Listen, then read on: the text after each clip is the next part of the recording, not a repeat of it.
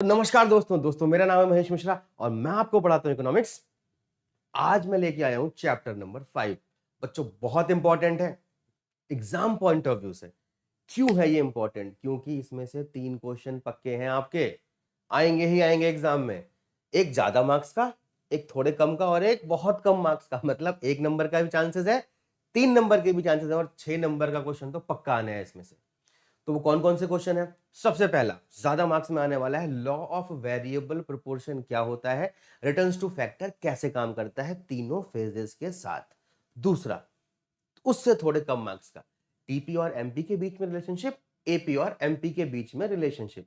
ये 3-3 नंबर के आने के चांसेस हैं, इन दोनों में से कोई भी आ सकता है, ये इंपॉर्टेंट है। फिर शॉर्ट रन लॉन्ग रन में क्या डिफरेंस है, फिक्स फैक्टर वेरिएबल फैक्टर में क्या डिफरेंस है, प्रोडक्शन फंक्शन क्या इंडिकेट करता है, टीपी एपी एमपी में से किसी एक की डेफिनेशन, जो 1 मार्क या 2 मार्क में आने के चांसेस है। मतलब ये एक छोटा सा वन शॉट आपको 1 से 10 मार्क्स के बीच का एग्जाम क्लियर करवा देगा भाई, इतना इंपॉर्टेंट है। तो 6 से लेके 10 नंबर के बीच की वेटेज वाला चैप्टर आज हम करने वाले हैं। तो शुरू करें, चलो भैया। पहला जो दिमाग में आपके ख्याल आता है प्रोडक्शन फंक्शन सुन के, तो 2 वर्ड आ गए। पहला वर्ड क्या आ गया भाई? प्रोडक्शन। दूसरा वर्ड आ गया फंक्शन। तो पहले प्रोडक्शन समझते हैं। प्रोडक्शन मतलब ये एक इकोनॉमिक टर्म है। किसी भी फैक्टर को प्रोड्यूस करने के लिए एक प्रोसेस से होके गुजरना है। जैसे मैं एग्जांपल लेता हूं बच्चों, मैं एक लकड़ी का टुकड़ा लेके आया और मैंने उसको काट कूट के, सपोज करो मैं कारपेंटर, मैंने उसे एक चेयर में कन्वर्ट कर दिया। मतलब ये एक पूरी प्रोसेस थी जिससे एक इनपुट एक आउटपुट में कन्वर्ट हुआ। इनपुट क्या हो गया? बहुत सारे इनपुट लग गए इसमें। एक लकड़ी का टुकड़ा लगा, थोड़ी मेरी मेहनत लगी, कुछ इक्विपमेंट्स लगे जिससे बाद जाके वो चेयर कंप्लीट बन गई, कुछ मशीनरी वगैरह लगी होगी जिससे मैंने उसको शेप वगैरह दी होगी। तो एक अच्छी सी सुंदर सी चेयर मैंने बना के तैयार कर दी। तो दैट इज द प्रोडक्शन। अब इसके बाद वर्ड आता है फंक्शन। फंक्शन दिखाता है रिलेशनशिप। ये रिलेशनशिप क्या होता है भाई? अगर आप मैथ के बच्चे हो तो आपने रिलेशन एंड फंक्शन चैप्टर पढ़ा होगा। वहां पर भी कुछ वेरिएबल्स के बीच में रिलेशन को रिप्रेजेंट करता है एक फंक्शन। ऐसे ही प्रोडक्शन के फंक्शन को रिप्रेजेंट करता है प्रोडक्शन फंक्शन। किसके रिलेशन को? इनपुट और आउटपुट के। मतलब जितना आप इनपुट लगाओगे उस पर डिपेंड करेगा कितना आप आउटपुट प्राप्त करोगे। तो प्रोडक्शन फंक्शन एक रिलेशनशिप है इनपुट और आउटपुट के बीच में। मतलब जितना इनपुट उस पर डिपेंड करने वाला है आउटपुट। अब इस चैप्टर में हमें इसी सब टर्म्स को, यहां इनपुट से लेके आउटपुट के बीच की सारी बातों को समझना है। कौन कौन से फैक्टर हैं, क्या क्या चीजों पे हमारा आउटपुट डिपेंड करने वाला है, ये सब हमें समझना है। तो सबसे पहले प्रोडक्शन फंक्शन की डेफिनेशन और उसके बारे में कुछ की पॉइंट्स जानते हैं। तो शुरू करते हैं कि प्रोडक्शन फंक्शन होता क्या है मेरे बच्चों। तो प्रोडक्शन फंक्शन देखा जाए तो भाई हर इनपुट और आउटपुट के बीच में बच्चों कोई ना कोई रिलेशन एग्जिस्ट करता है। इनपुट और आउटपुट के बीच में कोई ना कोई रिलेशन एग्जिस्ट करता है। जितना इनपुट लगाओगे उस पे आउटपुट निकल के आएगा। इकोनॉमिक्स में भी ऐसा रिलेशन एग्जिस्ट करता है। तो प्रोडक्शन फंक्शन की डेफिनेशन में आप क्या लिखोगे? Production function is an expression of the technological relation between physical input and output. कितना इनपुट लगा के आप कितना आउटपुट प्राप्त कर रहे हो, यही है प्रोडक्शन फंक्शन की डेफिनेशन। समझ में आ गई? टेक्नोलॉजिकल रिलेशन का मतलब है यहां पर किसी प्रोडक्ट को प्रोड्यूस करने में आप कुछ ना कुछ टेक्नोलॉजी का इस्तेमाल कर रहे हो। तो एक इनपुट और आउटपुट ये आपस में किसी ना किसी चीज से कनेक्ट होने वाला है, तो वो है टेक्नोलॉजिकल रिलेशन। क्लियर है बच्चों? चलिए जी, इसको जरा साफ कर दिया जाए। एक एग्जाम्पल लें तो ज्यादा अच्छे से समझ पाएंगे आप लोग। चलिए एग्जाम्पल पे चलते हैं। जैसे यहां पर मैंने एग्जाम्पल लिया कि हम 2 इनपुट ले रहे हैं। सिर्फ इनपुट बहुत सारे हो सकते हैं, चाहे वो लेबर हो, कैपिटल हो, मशीनरी हो, एंटरप्रेन्योरशिप हो, लैंड हो, बहुत सारे इनपुट हमारे लग सकते हैं। हमने यहाँ पर 2 इनपुट लिए हैं। 2 क्यों लिए हैं वो समझाता हूं। एक हमने लिया है लेबर और दूसरा लिया है कैपिटल। कैपिटल को हम के सिंबल से डिनोट करते हैं। यहां पर 2 ही वेरिएबल लिए जा रहे हैं, एक लेबर और दूसरा कैपिटल। इसके पीछे रीजन है, बाकी सारे फैक्टर्स को हमने कैपिटल के अंदर ही एज्यूम कर लिया है। लैंड और जो भी अदर फैक्टर्स हैं, एंटरप्रेन्योरशिप वगैरह, सब इसी के अंदर आ गए, कैपिटल के अंदर। और दूसरा हमने लिया है साथ में लेबर। ये क्यों ले रहे हैं, ये पता लगेगा जब हम शॉर्ट रन और लॉन्ग रन के बीच में डिफरेंस की बात करेंगे, तब समझ में आएगा कि लेबर ही यहां पर क्यों लिया गया है। तो बच्चों अगर हम लेबर और कैपिटल दो फैक्टर लेते हैं तो हम इतनी चेयर्स प्रोड्यूस कर पा रहे हैं, यहां पर एक रिलेशनशिप निकल के आ गई। जैसे अगर मैं एक लेबर, यहां पर हम कैपिटल को क्या मान लेते हैं बच्चों, कांस्टेंट। अगर मैं एक लेबर और 10 यूनिट ऑफ कैपिटल लगाता हूं तो मैं 10 चेयर का प्रोडक्शन करता हूं। अगर मैं लेबर को बढ़ाऊंगा, मेरा पैसा उतना ही लगा हुआ, मतलब वही फैक्ट्री है, वही मशीन है, वही जमीन है, और लेबर 2 कर दिए तो प्रोडक्शन कितना हो गया जी, 20 चेयर्स का प्रोडक्शन हो गया। अगर मैंने 3 उतनी ही मशीन पे 3 लेबर लगा दिए तो प्रोडक्शन मेरा थोड़ा सा और बढ़ गया, 30 चेयर्स का हो गया। मैंने एक छोटा सा एग्जांपल लिया यहां पर। तो ये है रिलेशनशिप कि जैसे जैसे आप लेबर को इंक्रीज कर रहे हो वैसे वैसे आपका आउटपुट इंक्रीज होता चला जा रहा है। तो ये हो गई technological relation between input and output, कि जितनी लेबर बढ़ती है उसी हिसाब से आउटपुट बढ़ता चला जाता है। तो 2 पॉइंट दिमाग में आए। पहला कि ये इनपुट और आउटपुट के बीच में एक रिलेशनशिप दिखाता है, और ये हमेशा एक गिवन टेक्नोलॉजी के साथ काम करेगा। जैसे जो मशीन यूज हो रही थी वही सेम मशीन यूज हो रही है, जो टेक्निक यूज हो रही थी वही सेम टेक्निक यूज हो रही है, चाहे एक लेबर काम करे, चाहे 2 करे, चाहे 3 करे। बात समझ में आ गई बच्चों? आगे चलें अब। चलो जी अगले पॉइंट पर चलते हैं, शॉर्ट रन और लॉन्ग रन। यहां पर आपको समझ में आने वाली है आगे की बातें कि लेबर को क्यों लिया गया था अलग से। बच्चों शॉर्ट रन और लॉन्ग रन वर्ड का सुनते ही समझ में आ रहा है, शॉर्ट मतलब छोटा, लॉन्ग मतलब बड़ा, रन मतलब यहां पर पीरियड की बात कर रहा है। इसे हम शॉर्ट पीरियड और लॉन्ग पीरियड भी कह सकते हैं। बट ध्यान रखना, ये जो शॉर्ट रन और लॉन्ग रन है ना, ये कभी भी पीरियड के हिसाब से नहीं होता। It depends on the variability of the factor. तो शॉर्ट रन है या लॉन्ग रन है, इट डिपेंड्स ऑन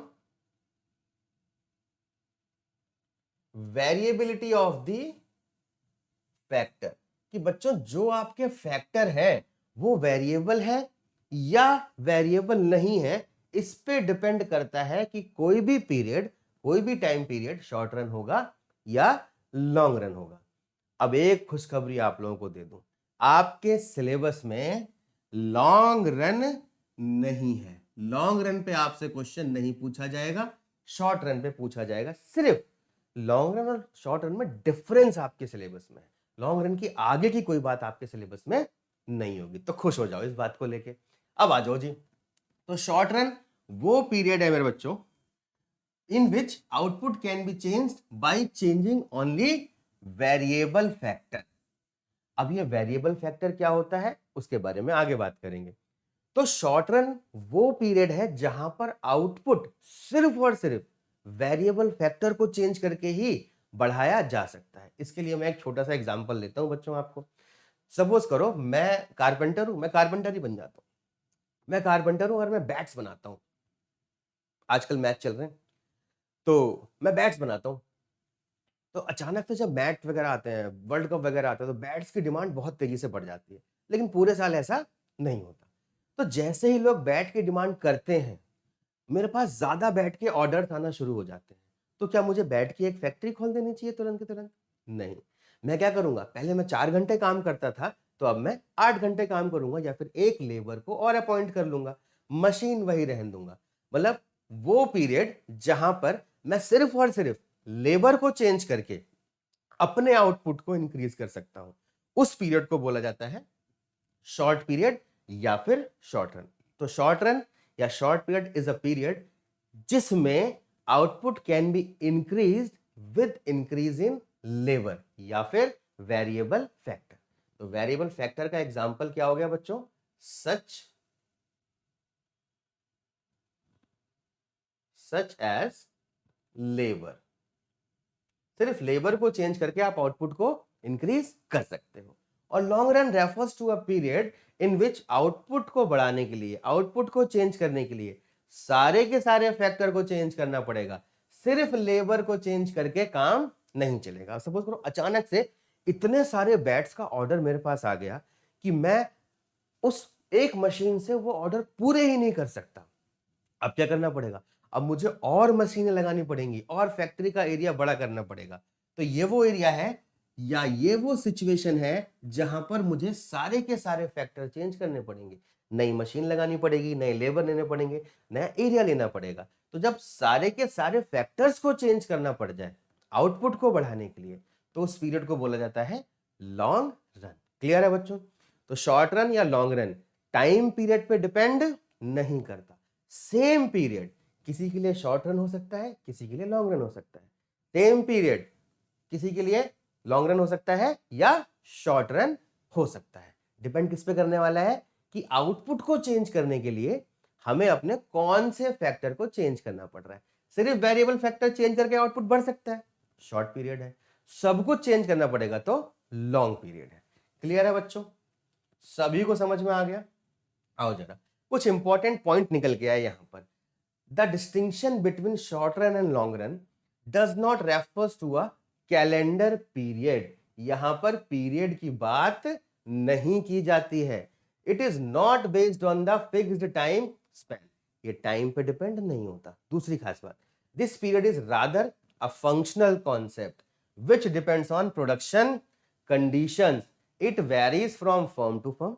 ये जो पीरियड है इसको हम फिक्स नहीं कर सकते। इतने लेबर पे वेरिएबल होगा, इतने लेबर पे लॉन्ग रन हो जाएगा, इतने लेबर पे शॉर्ट रन होगा, ये फिक्स नहीं कर सकते। ये firm to firm and industry to industry vary करता रहता है। फॉर एग्जाम्पल, एक यहां पर इंडस्ट्री का एग्जाम्पल लिया हमने, 10 साल का पीरियड लिया है स्टील इंडस्ट्री का। ये रहा, एक स्टील इंडस्ट्री के लिए 10 साल का पीरियड भी शॉर्ट पीरियड होगा, क्योंकि 10 साल तक भी उसका इतना बड़ा स्केल होता है कि 10 साल तक भी सिर्फ लेबर को चेंज करके वो अपने आउटपुट को कम या ज्यादा कर सकता है। लेकिन एक नॉर्मल फार्मर जो है, एक किसान जो है, 1 ईयर, उसके लिए 1 साल भी लॉन्ग रन होगा, क्योंकि उसे वीट प्रोडक्शन करना है या राइस प्रोडक्शन करना है। तो डिपेंड करता है कि आप क्या वेरिएबल फैक्टर का इस्तेमाल करने वाले हो, लेबर का या सारे के सारे फैक्टर आपको चेंज करने पड़ेंगे। तो एक फार्मर के लिए 1 साल का पीरियड, 1 ईयर पीरियड भी पूरा का पूरा क्या बन जाएगा? लॉन्ग रन बन जाएगा। और एक स्टील इंडस्ट्री के लिए 10 साल भी क्या बना रहेगा? शॉर्ट रन बना रहेगा। समझ में आ गई बात? चलो जी अगले पॉइंट पे चलते हैं बच्चों। इसके डिफरेंस को देखते हैं, शॉर्ट रन और लॉन्ग रन। ज्यादा क्लियरिटी के लिए क्यों लिखा है यहां पर डिफरेंस? क्योंकि 3 मार्क्स का आने के चांसेस हैं आपके इस वाले को। तो यही डिफरेंस आप लिख के आओगे, पूरे नंबर आपको एग्जाम में मिल जाएंगे। शॉर्ट रन वो पीरियड है जहां पर आउटपुट को बदला जा सकता है सिर्फ वेरिएबल फैक्टर को बदल के। लॉन्ग रन है जहां पर ऑल फैक्टर्स को चेंज करना पड़ेगा। शॉर्ट पीरियड जो है आर क्लासिफाइड एज, इस शॉर्ट पीरियड के अंदर वेरिएबल भी होते हैं और फिक्स भी होते हैं। जैसे मैंने एग्जांपल लिया था अभी बैट प्रोडक्शन का, मैं एक कारपेंटर था, तो मेरे पास कुछ मशीनें थी जो फिक्स थी, और मैं और मेरे साथ काम करने वाले लेबर थे, वो क्या थे? वेरिएबल थे। कम ऑर्डर होगा कम लेबर काम करेंगे, ज्यादा ऑर्डर होगा तो ज्यादा लेबर काम करेंगे। यहां पर सारे के सारे फैक्टर वेरिएबल होते हैं, कोई भी फिक्स नहीं होता, क्योंकि लॉन्ग टर्म में, लॉन्ग पीरियड में सारे के सारे फैक्टर्स को चेंज किया जा सकता है। प्राइस डिटर्मिनेशन जो शॉर्ट रन है, यहां पर डिमांड ज्यादा पावरफुल होती है। देखो जी, in the short run demand is more active in price determination, कि उस कमोडिटी का प्राइस क्या होगा, कीमत क्या होगी, ये डिमांड पे डिपेंड करेगा। शॉर्ट रन में अगर डिमांड आएगी तो प्रोडक्शन होगा, लेकिन लॉन्ग रन में सप्लाई ज्यादा पावरफुल होती है और डिमांड भी पावरफुल है। देखो जी, in the long run both demand and supply plays equal role in price determination as both can be increase. यहां पर अगर डिमांड बढ़ रही है तो सप्लाई भी पावरफुल है, हम सारा का सारा स्केल चेंज करके सप्लाई को भी इंक्रीज कर सकते हैं। लेकिन यहां पर सप्लाई उतनी ही बढ़ाई जा सकती है जितना लेबर चेंज हो सकता है। तो यहां पर डिमांड ज्यादा पावरफुल है, सप्लाई उसके अकॉर्डिंग काम करेगी, सप्लाई थोड़ी सी बढ़ पाएगी तो प्राइस नॉर्मली इंक्रीज हो जाएगा। यहां पर प्राइस कंट्रोल हो जाएगा क्योंकि डिमांड और सप्लाई दोनों को इंक्रीज किया जा सकता है, यहां सप्लाई भी पावरफुल है। क्लियर है? कोई दिक्कत, कोई परेशानी? मेरे हिसाब से नहीं आनी चाहिए। अगर कोई भी डाउट आता है बच्चों तो आप कमेंट सेक्शन में मुझे बता सकते हो, और ऐसी ही वन शॉट की वीडियोस देखने के लिए जो प्लेलिस्ट है वहां पर जाके क्लिक करो, सारे के सारे चैप्टर के वन शॉट मिल जाएंगे आपको। ठीक है जी। अब आते हैं अगले पॉइंट पे। हमने वेरिएबल फैक्टर फिक्स फैक्टर की बात तो कर दी, तो वेरिएबल फैक्टर और फिक्स फैक्टर में डिफरेंस क्या होता है बच्चों? वेरिएबल फैक्टर वो फैक्टर है जो वेरी करता है with the change in output. अगर आउटपुट बढ़ेगा तो इस वेरिएबल फैक्टर को भी इंक्रीज करना पड़ेगा। इसका सबसे अच्छा एग्जांपल है रॉ मटेरियल, लेबर, जो बिजली लग रही है किसी मशीन को चलाने के लिए। छोटा सा एग्जांपल ले लो, आपको कैंडल्स बनानी है, मोमबत्तियां बनानी है, तो मोमबत्ती बनाने के लिए जो रॉ मटेरियल लगेगा, सपोज करो ये मोमबत्ती है, तो जितना मोम लगेगा उतना मोम आपको चाहिए होगा। अगर आपको एक कैंडल बनानी है तो एक कैंडल के बराबर मोम चाहिए। 100 बनानी है तो 100 के बराबर चाहिए। 10,000 बनानी है तो 10,000 के बराबर मोम और धागा चाहिए। लेकिन जिस मशीन से आप बना रहे हो वो थोड़ी चाहिए उतनी, तो मशीन एक ही रहेगी। रॉ मटेरियल जितना आप चेंज करते जाओगे उतना उसका आउटपुट बढ़ता चला जाएगा। तो वेरिएबल फैक्टर वो फैक्टर है जो आउटपुट बढ़ने के साथ साथ बढ़ता रहता है, और फिक्स फैक्टर वो फैक्टर है जो आउटपुट बढ़े या घटे ये फिक्स रहता है, इसको चेंज करने की जरूरत नहीं है। जैसे एक फैक्ट्री खोल रखी है आपने बहुत बड़े एरिया में, तो जो जमीन है वो फिक्स फैक्टर हो गई, उसका आप जो रेंट पे कर रहे हो वो फिक्स कॉस्ट हो गई। चाहे आप प्रोडक्शन करो चाहे आप प्रोडक्शन ना करो, तो फिक्स फैक्टर उतना ही रहता है with the level of increase in production. Fixed factor refers to those factors which cannot be changed in the short run.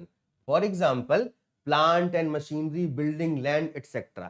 इनको शॉर्ट रन में चेंज करने की जरूरत नहीं होती है, या फिर इनको बिना चेंज करे, आप ऐसा कह सकते हो, इनको बिना चेंज करे भी आउटपुट को इंक्रीज किया जा सकता है। क्लियर है बच्चों? दोनों समझ में आ गए होंगे सभी बच्चों को कि वेरिएबल फैक्टर क्या होता है जो आउटपुट के साथ साथ चेंज होता रहे, और फिक्स जो आउटपुट के साथ साथ चेंज नहीं होता है। किसमें? शॉर्ट रन में। ये दोनों फैक्टर तभी होंगे जब बात होगी किसकी? शॉर्ट रन की, क्योंकि लॉन्ग रन में तो कोई फिक्स फैक्टर होता ही नहीं, सारे के सारे वेरिएबल हो जाते हैं। क्लियर है बच्चों? चलिए जी, अब इनके बीच में अगर डिफरेंस आ जाए, ये भी 2 से 3 नंबर में आने के चांसेस हैं, इसके आएगा तो चांसेस 2 नंबर के हैं वैसे, या 1 नंबर में आएगा। तो कौन से 3 पॉइंट है, कोई भी 2 याद कर लो या 1 याद कर लो, आपका काम हो जाने वाला है। तो variable factor refers to those factor which can be change in the short run, जिसको शॉर्ट रन में बदला जा सकता है, और fix factor those factor which can not be change, जिसको बदला नहीं जा सकता। ये वेरी करते हैं आउटपुट के साथ, ये वेरी नहीं कर सकते, और इनके एग्जाम्पल हो गए building, raw material, power, fuel, raw, और plant and machinery, permanent staff वगैरह, जो जिनकी सैलरी फिक्स है, चाहे प्रोडक्शन करवाओ चाहे ना करवाओ उनको सैलरी देनी पड़ेगी पड़ेगी।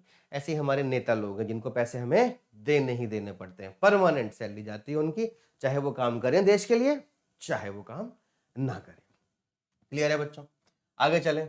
टाइप्स ऑफ प्रोडक्शन फंक्शन 2 तरीके के हैं, जैसे मैंने बताया था, एक शॉर्ट रन होता है और एक लॉन्ग रन होता है। तो हमें यहां पर 2 तरीके से मिल जाते हैं, एक शॉर्ट रन प्रोडक्शन फंक्शन जिसको हम दूसरे नाम से भी जानते हैं लॉ ऑफ वेरिएबल प्रोपोर्शन, या फिर law of returns to a factor भी कहा जाता है, सिंपल रिटर्न्स टू फैक्टर भी कहा जाता है।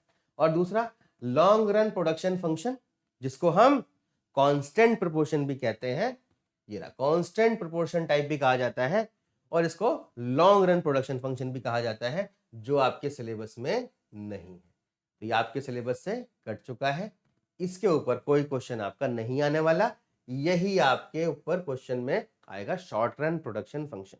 तो इस शॉर्ट रन प्रोडक्शन फंक्शन को पढ़ने से पहले इसके अंदर कुछ टर्म्स यूज होने वाले हैं, उन टर्म्स की बात करते हैं। तो पहला टर्म है बच्चों टीपी, यानी कि टोटल प्रोडक्ट। दूसरा क्या है? एमपी यानी कि मार्जिनल प्रोडक्ट, और तीसरा क्या है? एपी यानी कि एवरेज प्रोडक्ट। इन 3 प्रोडक्शन के जो एलिमेंट्स हैं, इन एलिमेंट्स से हमारा पूरा का पूरा law of returns to a factor बनता है, या लॉ ऑफ वेरिएबल प्रोपोर्शन बनता है। तो पहले इसके बारे में जानते हैं। इकोनॉमिक्स में जहां पर भी ये वर्ड मिल जाए, टोटल, मार्जिनल, एवरेज, समझ जाना, हर जगह इनका एक ही मतलब है, बस ये पीछे वाले चेंज होते रहते हैं। तो यहाँ पर इसको हम टीपी कह सकते हैं, इसको हम एमपी कह सकते हैं और इसको हम एपी कह सकते हैं। तो जब ये वर्ड मिल जाए तो सिर्फ पीछे वाली चीज चेंज होने वाली है, बाकी आगे का मतलब सेम रहता है। टोटल का मतलब हो रहा है यहाँ पर all units of the product, सारी यूनिट्स की बात करेगा। एमपी जहां पर भी आ जाए मान लेना कि ये एडिशनल यूनिट्स, एडिशनल, अब अगर एमआर होगा तो एडिशनल रेवेन्यू, अगर एमसी होगा तो एडिशनल कॉस्ट, मतलब ये सब चीजों के बारे में बात करने वाला है, रहेगा हमेशा एडिशनल। और जहां एवरेज की बात करें, समझ जाना per unit, per unit price हो सकता है, पर यूनिट कॉस्ट हो सकता है, पर यूनिट प्रोडक्शन हो सकता है। तो यहां पर यूनिट लेबर की बात करेगा ये, कि एक लेबर कितनी यूनिट प्रोड्यूस करके दिखा रही है बच्चों। तो टीपी, एपी और एमपी।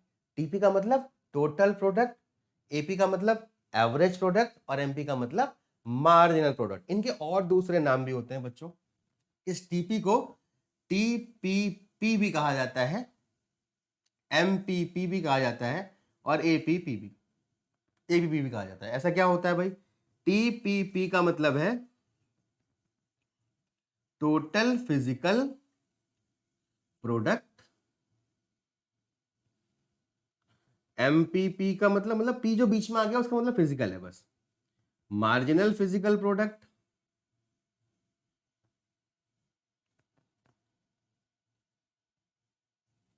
और एपीपी का मतलब है एवरेज फिजिकल प्रोडक्ट।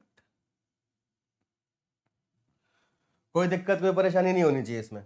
अब इन सबको एक एक करके पढ़ लेते हैं, कैसा होता है टीपी, कैसा होता है एमपी और कैसा होता है एपी। तो पहले टीपी की बात करते हैं।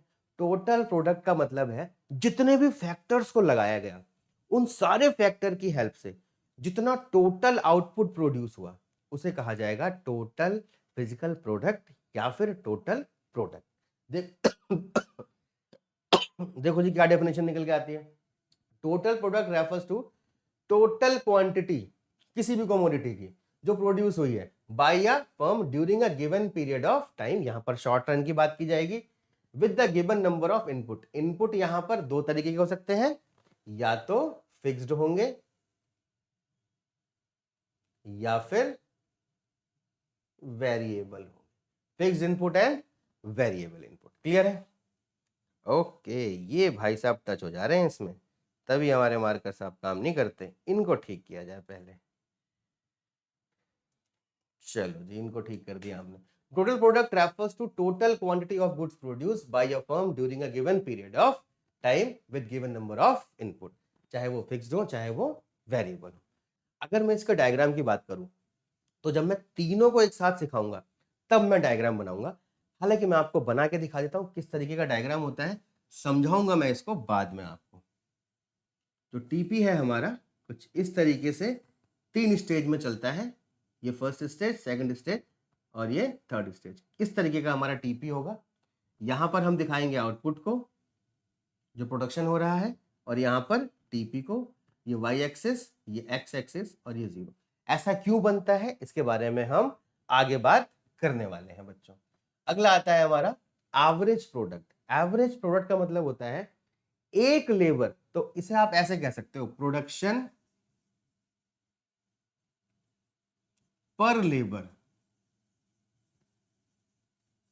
जैसे एग्जांपल लें कि एक जब लेबर था तो उसने 100 यूनिट्स प्रोड्यूस करी, जब 5 लेबर थे तो उन्होंने 250 यूनिट प्रोड्यूस करी। तो इस वाली यूनिट पे एपी कितना है भाई? यहां पर तो एपी साफ पता लग रहा है, एपी 100 है। जब एक लेबर थी तो अकेला 100 बना रही थी, जब 5 लेबर ने काम किया तो 250 यूनिट प्रोड्यूस होना शुरू हो गई। तो एपी कैसे निकलता है बच्चों? टीपी अपॉन में लेबर, कितनी लेबर ने काम किया। यहां पर ये लेबर है तो 5 लेबर ने काम किया है, 250 अपॉन में 5 तो कितना आ गया? 50 पर लेबर। तो ये हो गया हमारा एवरेज प्रोडक्ट। तो एवरेज प्रोडक्ट क्या आ जाएगा बच्चों? यहां पर 5 निकल के आ जाएगा। क्लियर है? कोई दिक्कत, कोई परेशानी? बहुत बढ़िया, शाबाश, सभी को क्लियर हो गया मेरे हिसाब से। अब आते हैं मार्जिनल प्रोडक्ट। कोई भी डाउट होगा बच्चों कमेंट सेक्शन में बताइए मुझे, और वीडियो कैसी लगी इसको भी जरूर बताइएगा। अभी मेन चीजें और बाकी हैं, पहले उन पे ध्यान दे लीजिए, कॉपी पेन लेके बैठा करो ताकि जो भी पॉइंट्स हैं आपके दिमाग में जो आ रहे हैं वो नोट कर सको। अब आया मार्जिनल, जहां भी मार्जिनल होगा उसका मतलब है एडिशनल। एडिशनल प्रोडक्ट मतलब एक लेबर को चेंज करके आपके टोटल प्रोडक्ट में जो इंक्रीज या डिक्रीज हुआ उसी को मार्जिनल प्रोडक्ट कहा जाता है। तो it is the change in TP या change in output due to change in one additional variable.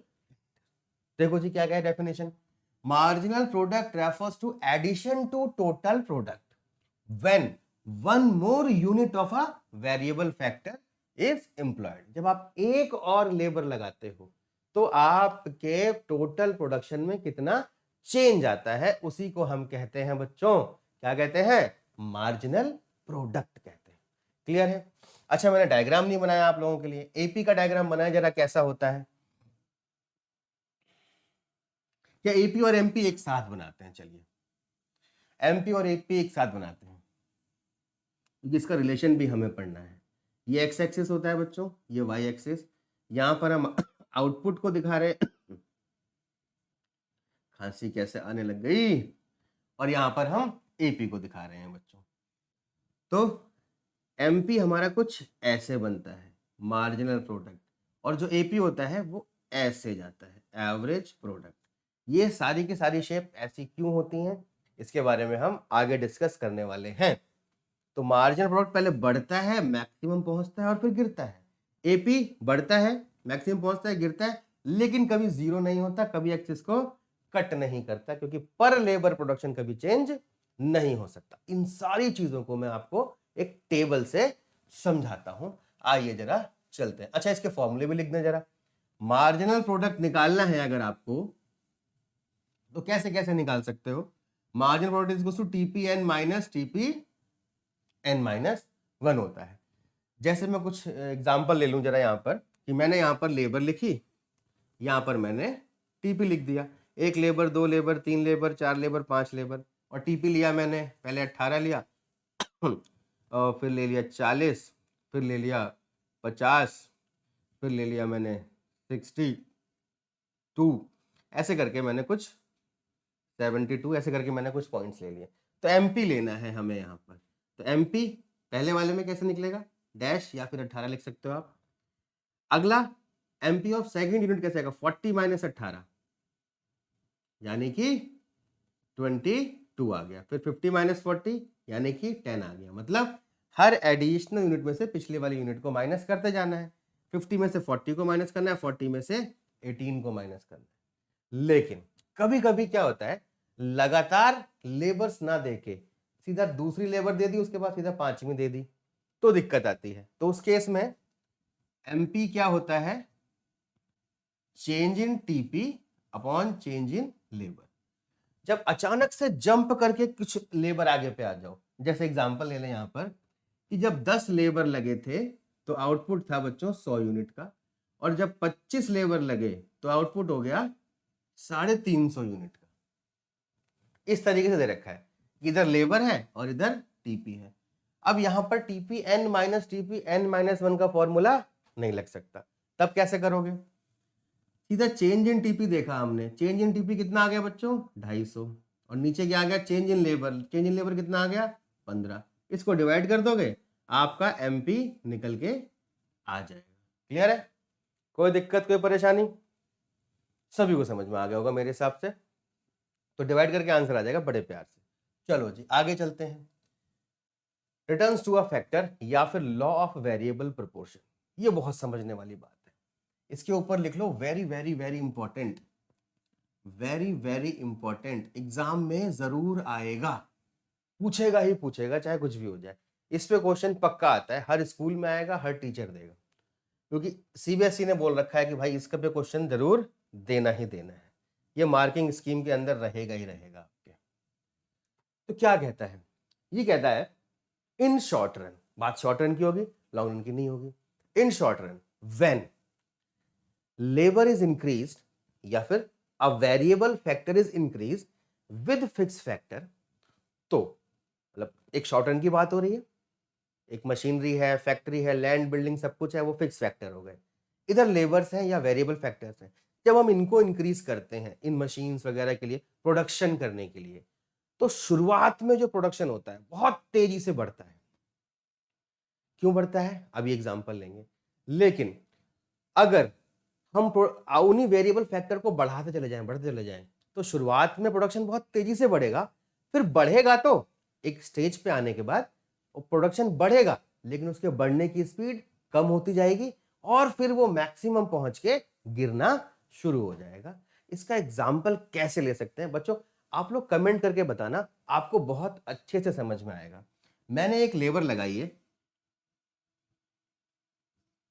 एक लेबर लगाई है और उससे बोला है कि भाई आपको एक दीवार बनानी है, वॉल बनानी है, दीवार प्रोड्यूस करो। भाई सपोज करो ये एक दीवार है, इस दीवार को वो लेबर बनाने लग रहा है। ऐसे कुछ ईंटें बना दी हमने,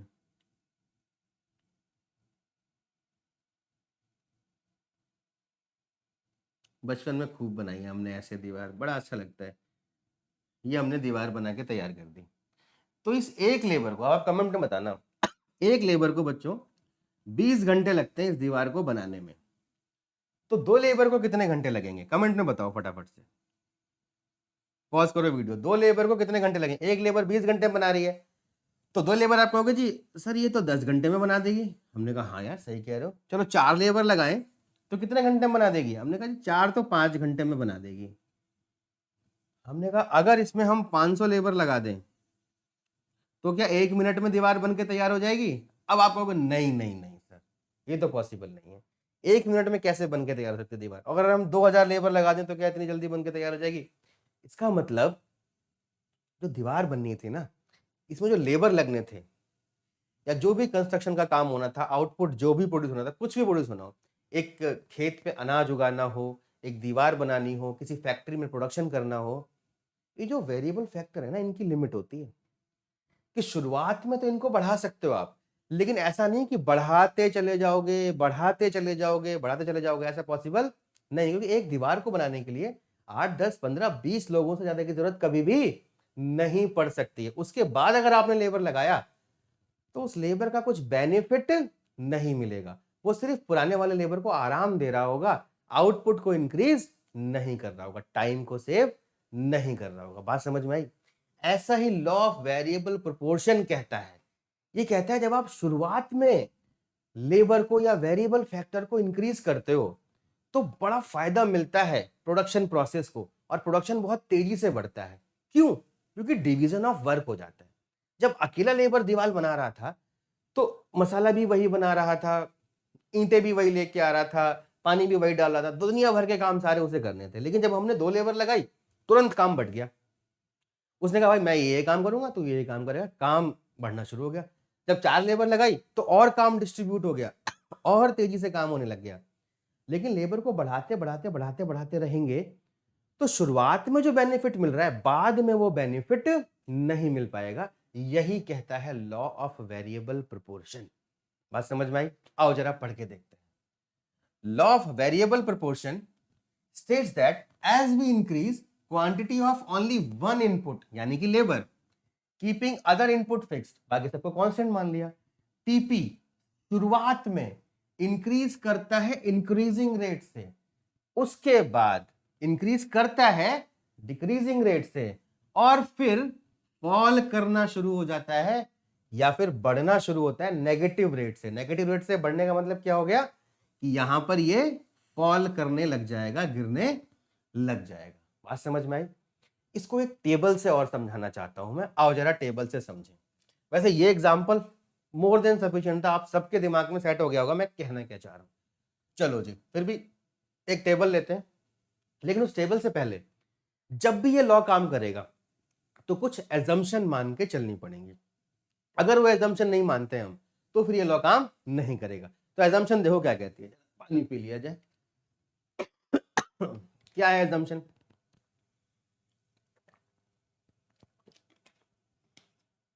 पहली एजम्पशन क्या कहती है बच्चों? First assumption it operates in short run, ये सिर्फ और सिर्फ शॉर्ट रन में काम करेगा, लॉन्ग रन में नहीं करेगा, मैंने बताया आपके सिलेबस में ही नहीं है। तो एक फैक्टर वेरिएबल होगा, बाकी सारे क्या माने जाएंगे, फिक्स माने जाएंगे। दूसरी, ये मोस्टली सब पे अप्लाई होता है, सारे फैक्टर्स पे अप्लाइड होता है, चाहे वो लैंड ही क्यों ना हो, मतलब जमीन पे भी अगर लेबर काम करोगे तो जितनी जरूरत है उस जमीन को उतने ही किसान वहां काम करें तो आउटपुट इंक्रीज होगा, अदरवाइज आउटपुट इंक्रीज नहीं होगा, इंक्रीज होने की जगह डिक्रीज हो जाएगा। Under law of variable proportion, different units of variable factor can be combined with fixed factor। Law of variable proportion कहता है कि डिफरेंट यूनिट को कंबाइन किया जा सकता है with the help of fix factor. मतलब एक ही फैक्टर पे एक लेबर भी काम कर सकता है, दो भी काम कर सकते हैं, उन दो के पास भी काम करने के लिए डिवीजन पॉसिबल है। ऐसा नहीं होना चाहिए कि सिर्फ एक ही लेबर का काम कर पाना पॉसिबल है, उस फैक्टर को डिवाइड कर ही नहीं सकते। तो यहां एजम्पशन होती है कि दो लेबर भी काम कर सकते हैं, चार लेबर भी काम कर सकते हैं, हर लेबर के काम करने का वहां पर एक प्रोपोर्शन अवेलेबल होगा, ऐसा हम मान के चलते हैं। क्लियर है?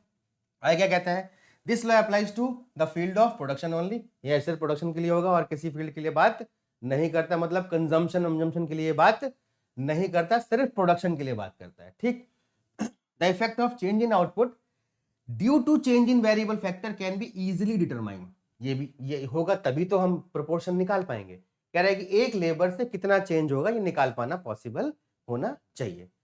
तो ये भी हमारा एक एजम्पशन हो गया। It is assume that factor of production become imperfect substitute of each other. इसका मतलब क्या हुआ, ये कह रहा है कि जो भी लेबर्स आ रहे हैं वो एक दूसरे के परफेक्ट सब्स्टिट्यूट नहीं होने चाहिए, इम्परफेक्ट सब्स्टिट्यूट होने चाहिए। और ऐसा होता भी है, हर लेबर इक्वली एफिशिएंट नहीं हो सकता, हर लेबर इक्वली एफिशिएंट नहीं हो सकता। तो हर लेबर कैसे इक्वली एफिशिएंट होगा, तो ये हमने एजम्पशन मान रखी है और बिल्कुल ठीक है।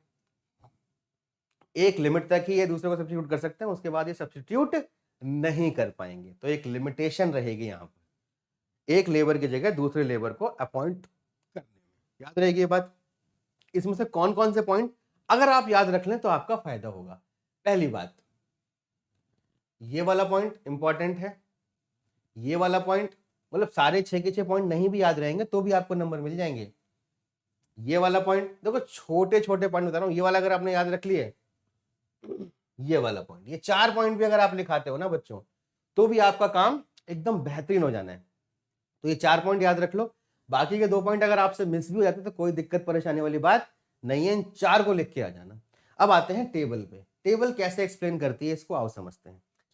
तो हमने यहां पर बाकी सारे फैक्टर को फिक्स रख लिया, लैंड वगैरह को, तो उसको 1 1 1 1 1 मान लिया। सिर्फ लेबर को चेंज कर रहे हैं, 1 लेबर 2 लेबर 3 लेबर, जैसे जैसे लेबर को इंक्रीज कर रहे हैं जमीन पे काम करने के लिए, लैंड पे काम करने के लिए, किसी मशीन पे काम करने के लिए, या फिर किसी फिक्स फैक्टर को भी आप एज्यूम कर सकते हो।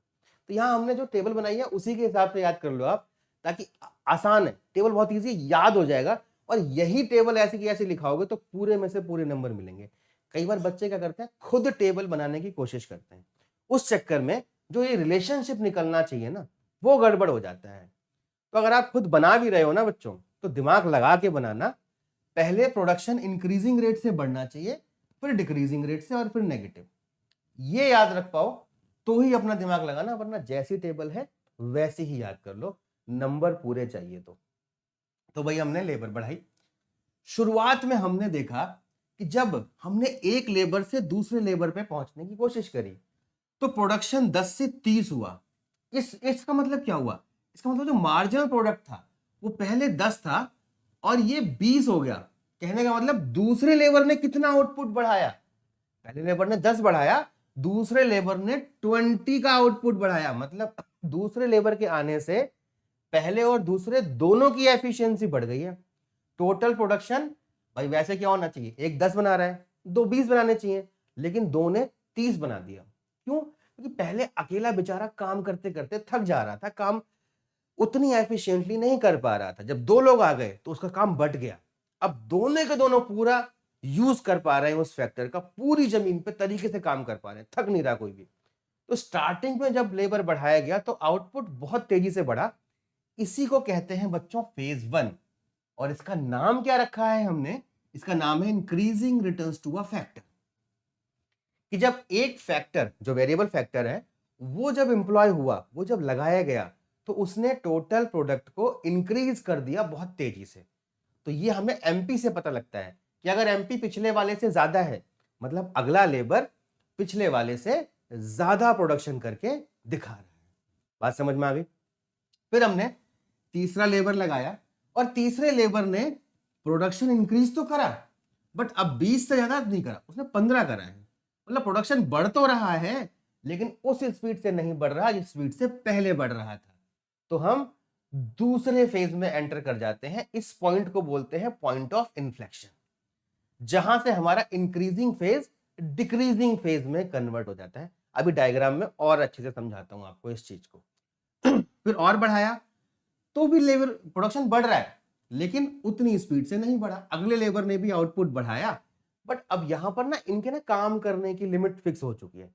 अब ये इससे ज्यादा लेबर लगाओगे तो काम बढ़ने वाला नहीं है, क्योंकि हर लेबर अपना मैक्सिमम आउटपुट दे रहा है। उसके बाद भी अगर आप लेबर को लगाओगे, हाँ कहीं कोने में खड़ा होके अपना लग जाएगा साइड में पत्ते वत्ते खेलने में, तो उसके बाद भी अगर आपने लेबर को बढ़ाया तो उसने कोई आउटपुट इंक्रीज नहीं करा।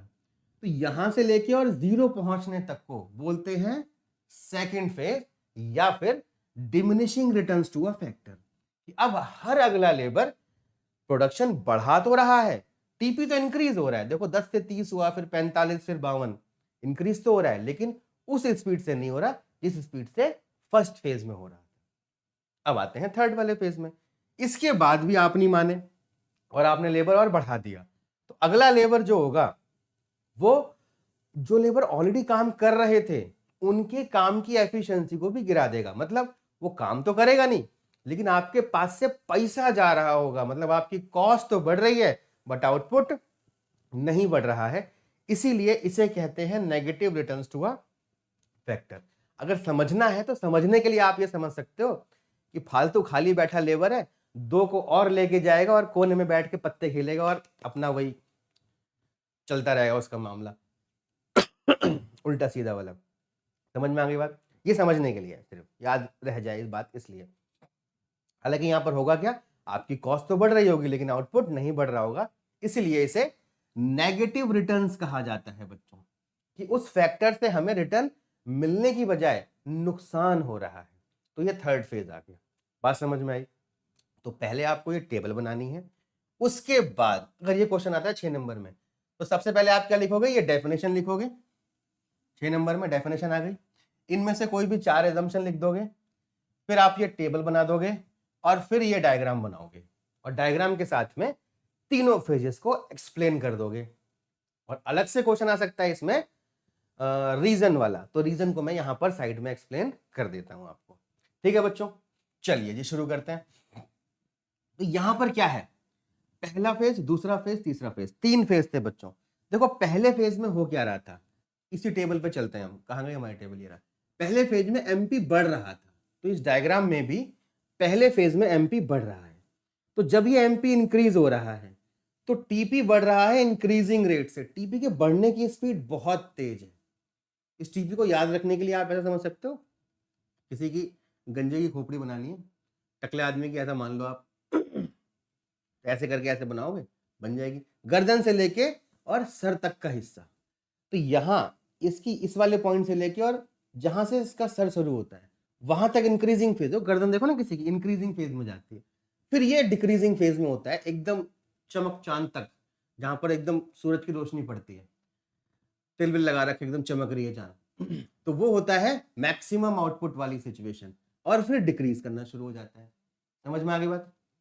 तो पहला फेज जब एमपी बढ़ रहा होता है, दूसरा फेज जब एमपी घट रहा होता है, और तीसरा फेज जब एमपी नेगेटिव हो जाता है। इन्हीं 3 फेजेस से हमारा ये डायग्राम बन जाता है। तो जब तक एमपी बढ़ रहा है ये इंक्रीजिंग रेट से बढ़ता है, जब एमपी गिर रहा होता है तो ये डिक्रीजिंग रेट से बढ़ता है, बढ़ अब भी रहा है। एमपी जैसे ही जीरो हुआ, एमपी जैसे ही जीरो हुआ ये मैक्सिमम पहुंच गया, और एमपी के नेगेटिव होते ही टीपी गिरना शुरू हो गया। तो 3 फेज बन के आ गए हमारे। Phase number 1 increasing rate, phase number 2 decreasing rate, phase number 3 negative rate diminishing return. समझ में आ गई बात? इसमें एक पॉइंट आता है point of inflection. Point of inflection वो है जब टोटल प्रोडक्शन फर्स्ट स्टेज से सेकंड स्टेज में ट्रांसफर होता है, मतलब जब इंक्रीजिंग रेट से डिक्रीजिंग रेट में पहुंचता है। तो हर प्रोड्यूसर यही चाहेगा कि इंक्रीजिंग रेट में रहे वो, लेकिन अगर उसको ज्यादा आउटपुट प्रोड्यूस करना है तो से ज्यादा लेबर लगानी पड़ेगी, तो वो यहां मैक्सिमम आउटपुट तक भी जाने की कोशिश करेगा। तो अगर आउटपुट का प्रोडक्शन ज्यादा करना है तो ज्यादा मैक्सिमम आउटपुट जाओगे, उससे आगे करने का फायदा नहीं है बच्चों, नुकसान है। तो जहां एमपी 0 हो जाए वहां पर प्रोडक्शन को शट डाउन कर देना चाहिए, रोक देना चाहिए, क्योंकि इसके बाद लेबर लगाने का कोई फायदा नहीं है। अब आपको शॉर्ट रन छोड़ना पड़ेगा, लॉन्ग रन में जाना पड़ेगा, मशीनरी सब बढ़ानी पड़ेगी। हालांकि ये आपको लिखना नहीं है एग्जाम में, क्योंकि लॉन्ग रन आपके कोर्स में नहीं है। अब समझते हैं इसको। फेज 1 बिटवीन ओ से क्यू, ओ से लेके और क्यू तक, ये रहा ओ से लेके और क्यू तक, यहां तक 0 से लेके क्यू तक कह सकते हो आप। ये फेज 1 चल रहा है। TP increases at an increasing rate. ऐसा क्यों हो रहा है बच्चों? ऐसा इसलिए हो रहा है क्योंकि बेनिफिट मिल रहा है डिवीजन ऑफ वर्क का। वाई? ये फेजेस क्यों काम कर रहे हैं? क्योंकि बेनिफिट मिल रहा है डिवीजन ऑफ वर्क का। दूसरा, fuller utilization of fixed factor. जो फिक्स फैक्टर है उसको आप पूरी तरह से इस्तेमाल कर पा रहे हो, यूज कर पा रहे हो, इसीलिए हमारा फेज 1 काम कर रहा है। फेज 2 ये क्यू से लेके एम तक चल रहा है। यहां पर प्रोडक्शन बढ़ तो रहा है, इंक्रीज तो हो रहा है, बट इसका इंक्रीज होने का जो रेट है वो डिक्रीजिंग है, मतलब हर अगला लेबर पिछले वाले लेबर से कम आउटपुट प्रोड्यूस कर रहा है। ये क्यों हो रहा है? ये हो रहा है बच्चों फिक्सिटी ऑफ फैक्टर की वजह से, कि जो फैक्टर था वो फिक्स था, उस पर लेबर्स की लिमिट थी, उसके बाद भी अगर आप लेबर बढ़ाते हो तो यूटिलाइजेशन नहीं मिलता। तो यहां पर क्या हो रहा है? फुलर यूटिलाइजेशन की जगह हम पहुंच जाते हैं मैक्सिमम यूटिलाइजेशन पे। उसके बाद प्रोडक्शन बढ़ेगा नहीं, maximum utilization of fixed factor पे हम पहुंच चुके हैं, इसलिए अब डिक्रीजिंग रिटर्न होना शुरू हो जाता है। और नेगेटिव रिटर्न क्यों हो जाता है भाई? क्योंकि अब फिक्स फैक्टर जो है वो ज्यादा लोगों को एम्प्लॉय नहीं कर सकता। Over utilization of fixed factor. अब वो फैक्टर ओवर यूटिलाइज हो रहा है, वो उसकी कैपेसिटी से बाहर जा रहा है, तो आउटपुट प्रोड्यूस करके नहीं देगा वो। क्लियर है बच्चों? कोई दिक्कत, कोई परेशानी? एक बार सभी लोग इसका स्क्रीनशॉट ले लीजिए। कोई दिक्कत, कोई परेशानी हो तो बताइए। लास्ट वाला पॉइंट रह गया, point of inflection is known as point of inflection as curvature of TP curve changes at this point, क्योंकि इसका जो कर्व है यहां पर ऐसे चेंज हो जाता है। ठीक है, अब और इंपॉर्टेंट, एक और इंपॉर्टेंट चीज, रिलेशनशिप। आओ जरा उसके बारे में जानते हैं। Relationship between TP and MP. तो इन दोनों डायग्राम को बनाते हैं और रिलेशनशिप करके देखते हैं। देखो, टीपी बनाने का मैंने आपको सिंपल तरीका बता ही दिया है बच्चों। ये गर्दन से लेके और खोपड़ी की चांद तक पहुंचना है आपको। ये टीपी हो गया। जब भी आप टीपी बनाएंगे बच्चों, तो इस बात का ध्यान रखना आप, ये मैक्सिमम पॉइंट से एक लाइन खींच लेना, इससे एमपी बनाने में बहुत आसानी होगी आपको। और एक जहां हमारा ये कर्वेचर चेंज होता है, यहां से एक लाइन खींच लेना, मतलब 3 फेज डिवाइड कर देना। तो यहां से लेके यहां तक एमपी को बढ़ाना आप, यहां से लेके यहां तक एमपी को गिराना आप, और इसके बाद नेगेटिव कर देना। देखा कितना इजी हो जाता है एमपी बनाना। जहां कर्व गर्दन कहां खत्म हो रही है, खोपड़ी शुरू हो रही है, वहां से एक लाइन, जहां एकदम चांद चमकती है वहां से एक line, first phase, second phase और थर्ड फेज, खत्म कहानी। अब इससे रिलेशनशिप बन के आता है। यहां दिखा रहे हैं हम टीपी को। ये बच्चों अगर ये आप स्केल नहीं लिखोगे तो नंबर नहीं मिलेंगे। ये आउटपुट, ये जीरो, ये सब लिखना कंपलसरी है। ये नहीं लिखोगे तो नंबर नहीं मिलेंगे। अंदर ABCD PQR नहीं लिखोगे तो भी चल जाएगा, बट ये स्केल लिखना कंपलसरी है। तो रिलेशनशिप क्या बन के आया? When MP is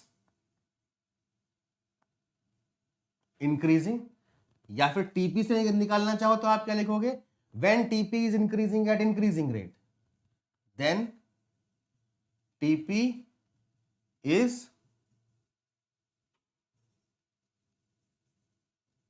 increasing at increasing rate। तो TP जो है वो increasing rate से increase करता है। When MP is decreasing, then TP is increasing at decreasing rate. ये दूसरा पॉइंट हो गया। देखो, जब तक MP बढ़ता है ये इंक्रीजिंग रेट से बढ़ता है, जब तक ये गिरता है ये डिक्रीजिंग रेट से बढ़ता है। तीसरा point, when MP is negative, जब MP नेगेटिव है TP स्टार्ट्स डिमिनिशिंग, TP गिरना शुरू कर देगा। And when MP is zero, जब MP जीरो होगा देन TP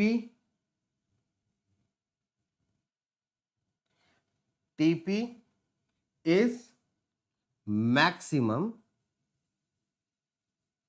एंड कांस्टेंट।